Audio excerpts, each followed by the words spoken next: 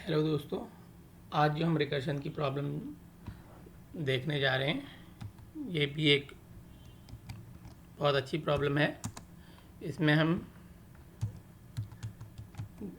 Given a number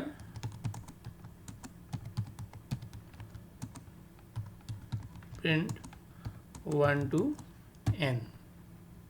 तो हमें एक नंबर दिया है इसमें और हमें प्रिंट करने हैं 1 to n नंबर्स। तो लिखते हैं function print n। Sorry, print n ये हमारा फंक्शन है।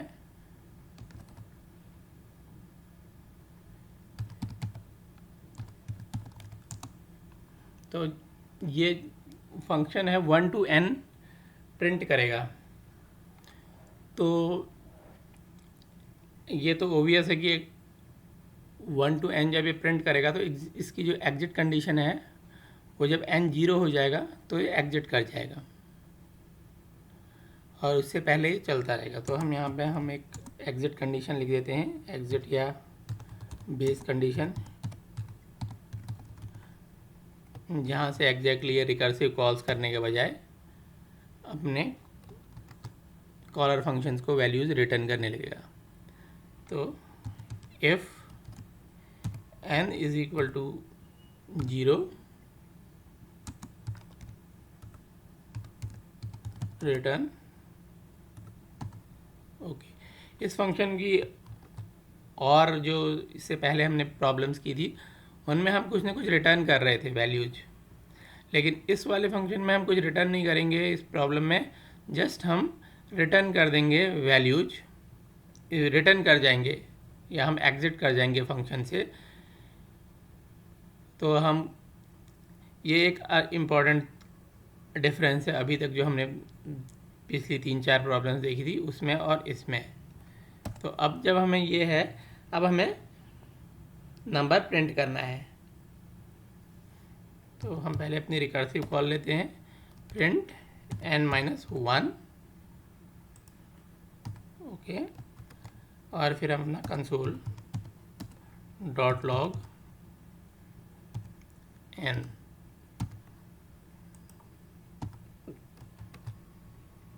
ये हमारा हो गया फंक्शन, बहुत ही सिंपल है। हमने सबसे पहले एक बेस कंडीशन ले ली जिस पे हम एग्जिट कर जाएंगे और जब जब ये बेस कंडीशन मैच नहीं होगी तो तब तक हम n को एक एक करके वैल्यू कम करते जाएंगे और कंसोल करते जाएंगे। तो एक बार इसे रन करके देखते हैं, यहीं पे रन करते हैं इस टर्मिनल पे।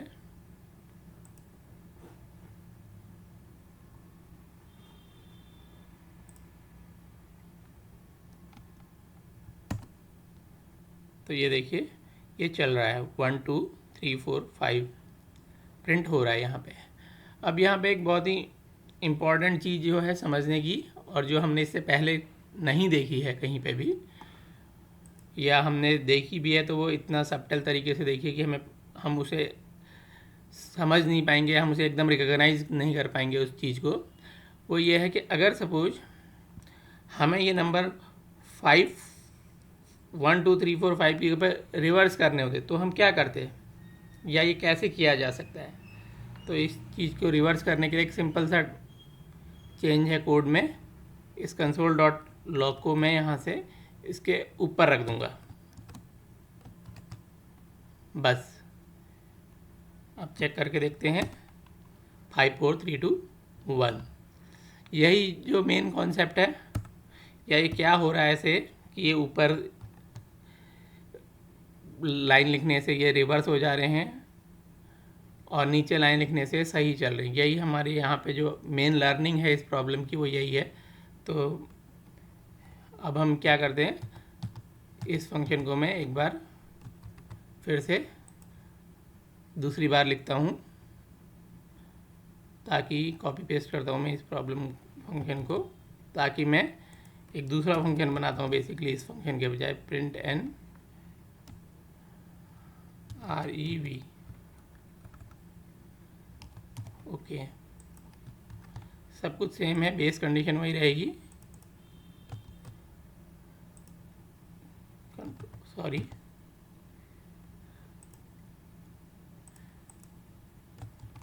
प्रिंट एन REV कॉल करूँगा, सॉरी,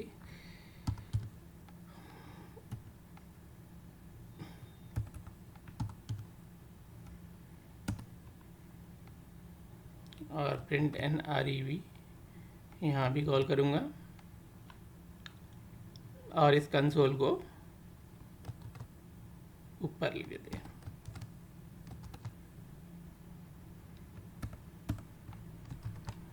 एक बार चला के देखते हैं कोड। तो जैसा हमने सोचा था, ये जैसे ऊपर पहले चल रहा था उसी तरीके से चल रहा है, सिर्फ अब हमने ये दो अलग अलग फंक्शन लिख दिए हैं। यहाँ पे मैं एक बार console.log कर लेता हूँ ताकि हमारा आउटपुट को हम दो अलग अलग लाइन्स में देख सकें।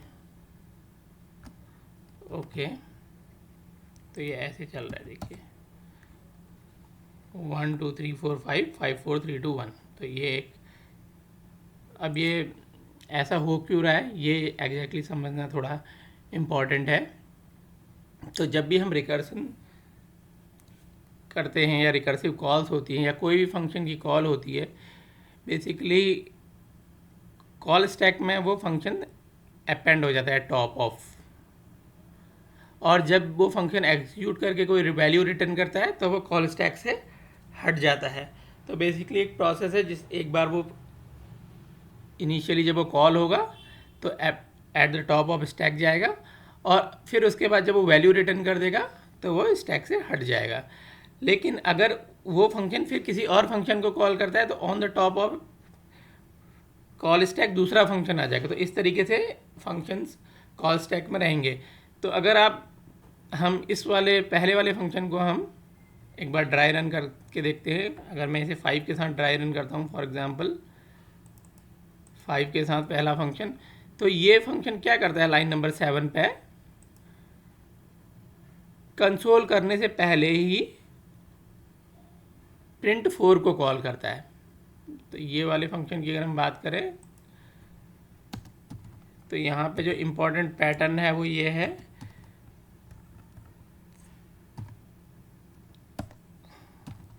ये है रिकर्सिव कॉल बिफोर प्रिंट।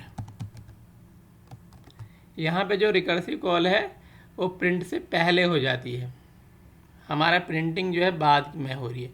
और यहाँ पे ये चीज़ जो है रिकर्सिव कॉल आफ्टर प्रिंट।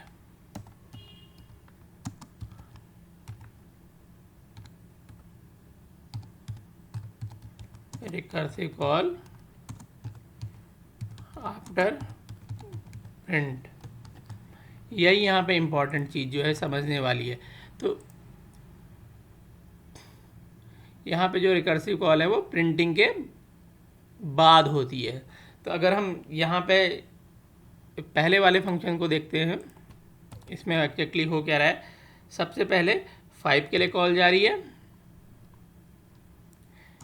फिर 4 के लिए कॉल जा रही है, फिर 3 के लिए कॉल जा रही है, फिर 2 के लिए कॉल जा रही है, फिर 1 के लिए कॉल जा रही है, और फिर 0 के लिए कॉल जा रही है। इस तरीके से कॉल जा रही हैं। और जब ये 0 तक के लिए कॉल जा रही है उससे पहले हमने कुछ भी प्रिंट नहीं किया हुआ है, उससे पहले ये स्टेटमेंट हिट ही नहीं हो रहा है, लाइन नंबर जो 9 है। सबसे पहले 5 से जैसे ही लाइन नंबर 8 पे कंट्रोल आया, इसने 4 के लिए कॉल कर दिया, फिर 4 पे कंट्रोल आया, फिर से 8 पे कंट्रोल आया 4 के साथ, इसने 3 के लिए कॉल कर दिया। तो ये कोड इस तरीके से कॉल होते जा रहा है, और console.log जो लाइन नंबर 9 है ये हिट नहीं हो रहा हमारा, जब तक कि टॉप फंक्शन रिटर्न नहीं कर रहा वैल्यू। तो लाइन नंबर 6 सबसे पहले एग्जीक्यूट होगी जब होगी 0 के लिए, उसके बाद ही लाइन नंबर 9 आएगी। ये इस तरीके से यहाँ पे चल रहा है ये। तो अब जब ये यहाँ से इस 5 4 3 2 1 है, अब यहाँ से जब ये रिटर्न स्टेटमेंट हिट हो रही है उसके बाद तो ये प्रिंट कर रहा है 1 2 3 4 5। तो ये 1 2 3 4 और 5 इस तरीके से ये प्रिंट हो रहे हैं। तो जब तक हम कॉल करते जा रहे हैं अगली, कंसोल में कुछ नहीं आ रहा है। और अगर आप इस वाले कोड को देखो तो हम सबसे पहले 5 के लिए कॉल कर रहे हैं, तो हम 4 के लिए कॉल करने से पहले 5 को प्रिंट कर दे रहे हैं। इस वाले में देखिए प्रिंट रिवर्स में सबसे पहले मैंने 5 के लिए कॉल किया, 5 के लिए कॉल करने में बेस कंडीशन ट्रू नहीं हुई लाइन नंबर 18 की, लाइन नंबर 19 ने 5 को कंसोल कर दिया।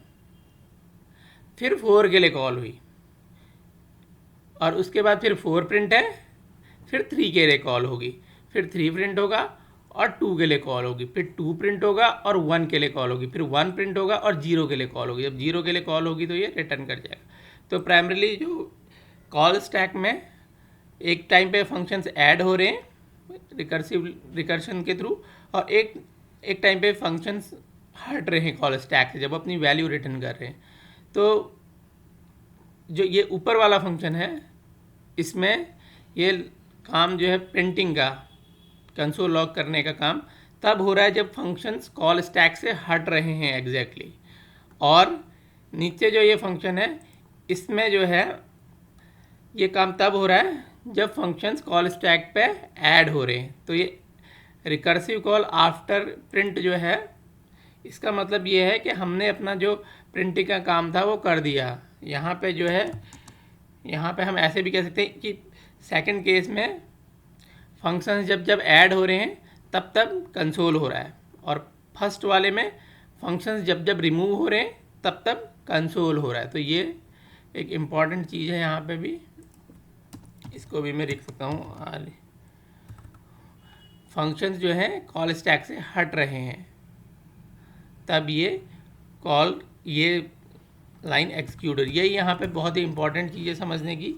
और जो इसमें जो एक बहुत और भी इम्पॉर्टेंट चीज़ है जो वो ये है कि जब जब हमारी रिकर्सिव कॉल होती है, इस केस को हम एक जर्नलाइज केस भी कह सकते हैं, कभी भी लूप्स में या और भी कहीं पे जब जब हमारी रिकर्सिव कॉल्स होती हैं तो जो भी स्टेटमेंट रिकर्सिव कॉल के पहले लिखा हुआ है वो हमेशा ही उस वक्त एग्जीक्यूट होगा जब फंक्शन स्टैक में एक के ऊपर एक अपेंड हो रहे होंगे, स्टैक भर रहा होगा। और जो भी स्टेटमेंट बाद में लिखे हुए हैं रिकर्सिव कॉल के, वो सारे के सारे फंक्शन, जैसे ये वाला 9 नंबर 9 ये बाद में लिखे हुए रिकर्सिव कॉल के, तो ये फंक्शन ये लाइन तब एग्जीक्यूट होगी जब स्टैक से कॉल्स हटेंगी। तो ये यहाँ पे मैं लिख सकता हूँ executes while functions return and are removed from stack. ये लाइन तब एग्जीक्यूट हो रही है कि हमने सारे के सारे फंक्शंस 5 ने 4 को कॉल कर लिया, 4 ने 3 को, 3 ने 2 को, 2 ने 1 को, 1 ने 0 को, और अब वो हट रहे हैं स्टैक से। और ये वाली लाइन तब कॉल हो रही है, ये जो ऊपर लिखी हुई है व्हाइल फंक्शंस, यहाँ पे रिटर्न है